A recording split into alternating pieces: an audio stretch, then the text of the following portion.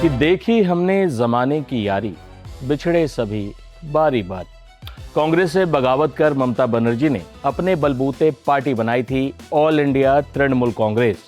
दशकों से सत्ता पर काबिज वामपंथी सरकार को उखाड़ भी फेंका ममता ने, लेकिन इस सफर में उनके सारथी की भूमिका में रहे शुवेंदु अधिकारी अब बीजेपी के मुख्यमंत्री हैं, पश्चिम बंगाल के पहले बीजेपी के मुख्यमंत्री। वही ममता बनर्जी की पार्टी के अस्तित्व पर सवाल उठने शुरू हो गए हैं। सवाल उठ रहे हैं कि क्या ममता बनर्जी की पार्टी खत्म होने वाली?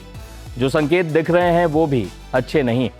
दरअसल पश्चिम बंगाल में सत्ता गंवाने के बाद तृणमूल कांग्रेस का संकट खुलकर सामने आ गया है।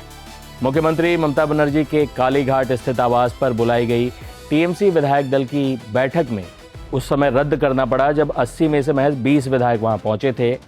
सूत्रों के मुताबिक कोरम पूरा नहीं होने की वजह से बैठक स्थगित करनी पड़ी। इसे टीएमसी नेतृत्व के लिए बड़ा राजनीतिक झटका माना गया और इसे पार्टी के भीतर बढ़ रही असंतुष्टि का संकेत भी बताया गया। ये बैठक विधायक दल के नेता शोभन देव चट्टोपाध्याय ने बुलाई थी। दिलचस्प बात यह है कि यह घटनाक्रम ऐसे समय में हुआ है जब एक दिन पहले ही अभिषेक बनर्जी और फिर सांसद कल्याण बनर्जी के हमलों को लेकर पार्टी आक्रामक रुख अपनाए हुए आज बंगाल भर में टीएमसी प्रदर्शन भी कर रही है। वहीं इस बीच सीआईडी की टीम अभिषेक बनर्जी के घर पहुंच चुकी।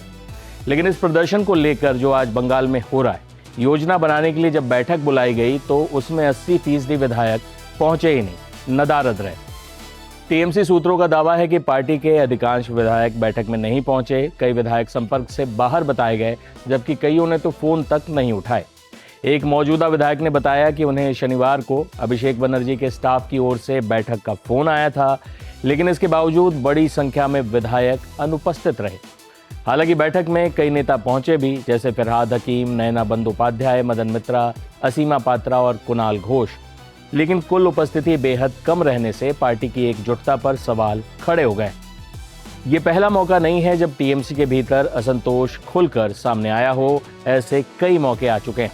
हाल के दिनों में पार्टी को कई बड़े झटके भी लगे हैं। वरिष्ठ नेता और पूर्व राज्यसभा सांसद शांतनु सेन राष्ट्रीय प्रवक्ता पद से इस्तीफा दे चुके हैं। उन्होंने चुनावी नतीजे के बाद सार्वजनिक रूप से कहा था कि जनता का भरोसा पार्टी से उठ चुका है और कई बार उन्हें ऐसे मुद्दों पर भी पार्टी का बचाव करना पड़ा जिससे लोग सहमत नहीं थे। उनसे पहले सांसद काकोली घोष दस्तीदार भी सभी पदों से इस्तीफा दे चुकी हैं।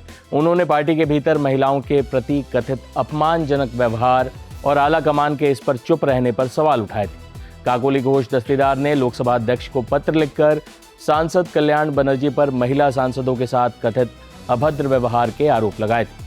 हालांकि कल्याण बनर्जी ने इन आरोपों को सिरे से खारिज किया, लेकिन इस विवाद ने भी टीएमसी की अंदरूनी खींचतान को सार्वजनिक कर दिया। और हैरानी की बात है कि कुछ समय पहले ही ममता बनर्जी ने काकोली की जगह ही कल्याण बनर्जी को लोकसभा में पार्टी का मुख्य सचेतक नियुक्त किया था। वही टीएमसी के अपने ही नेता सांसद सुखेंदु शेखर रॉय का बयान भी पार्टी के लिए परेशानी बढ़ाने वाला साबित हुआ। उन्होंने कहा था कि तृणमूल कांग्रेस कुछ दिनों में खत्म हो जाएगी और राष्ट्रीय राजनीति में भी अपनी विश्वसनीयता ये पार्टी खो चुकी है। किसी सत्तारूढ़ दल के सांसद की ओर से आया ये बयान बंगाल की राजनीति में व्यापक चर्चा का विषय बना। बीजेपी नेता दिलीप घोष ने टीएमसी की स्थिति पर तंज कसते हुए कहा कि पार्टी अंदर से ढह रही है। उन्होंने आरोप लगाया कि भ्रष्टाचार, गुटबाजी और सत्ता के दुरुपयोग ने टीएमसी को कमजोर कर दिया है। ऐसे में 80 में से सिर्फ 20 विधायकों का बैठक में पहुंचना किसी साधारण संगठनात्मक चूक के रूप में नहीं देखा जा रहा। राजनीतिक विश्लेषकों का मानना है कि चुनावी हार, नेताओं के इस्तीफे, सार्वजनिक आरोप प्रत्यारोप और बढ़ती गुटबाजी ने टीएमसी को बेहद गंभीर आत्ममंथन की स्थिति में ला खड़ा किया है। हालांकि ममता बनर्जी अभी भी हार मानने को तैयार नहीं है। ममता बनर्जी ने बीजेपी पर पार्टी तोड़ने का आरोप लगाया है और साथ ही उन्होंने आरोप लगाया कि पुलिस टीएमसी विधायकों को पार्टी मीटिंग में जाने से रोक रही और धमकी दे रही। तो ममता बनर्जी साफ तौर पर कह रही हैं कि खेल अभी बाकी है और असली खेल वो खेलेंगी। लेकिन सबसे बड़ा सवाल अब यही है कि क्या ममता बनर्जी एक बार फिर अपने राजनीतिक कौशल से पार्टी को एकजुट कर पाएंगी और टीएमसी के भीतर उठ रही बगावत की आवाज़ को खामोश कर पाएंगी, या ये आवाज़ें किसी बड़े बदलाव का संकेत है। ममता बनर्जी सत्ता तो नहीं बचा पाई, लेकिन क्या वो पार्टी बचा पाएंगी, ये देखना दिलचस्प होगा। वहीं उनके भतीजे अभिषेक बनर्जी के साथ शुवेंदु अधिकारी की पुरानी अदावत है। अभिषेक बनर्जी जांच के घेरे में भी हैं। सीआईडी उनके घर भी पहुंच चुकी। ममता बनर्जी के सामने अब तक की सबसे बड़ी राजनीतिक चुनौती है। इस बार उन्हें शून्य से शुरू नहीं करना है, बल्कि अपने बिखरते साम्राज्य को बचाना है। हमेशा आक्रामक और लड़ाका नेता रही ममता बनर्जी अपने बिखरते कुनबे को संभाल पाएंगी या नहीं, बंगाल की राजनीति का भविष्य यही सवाल तय करेगा।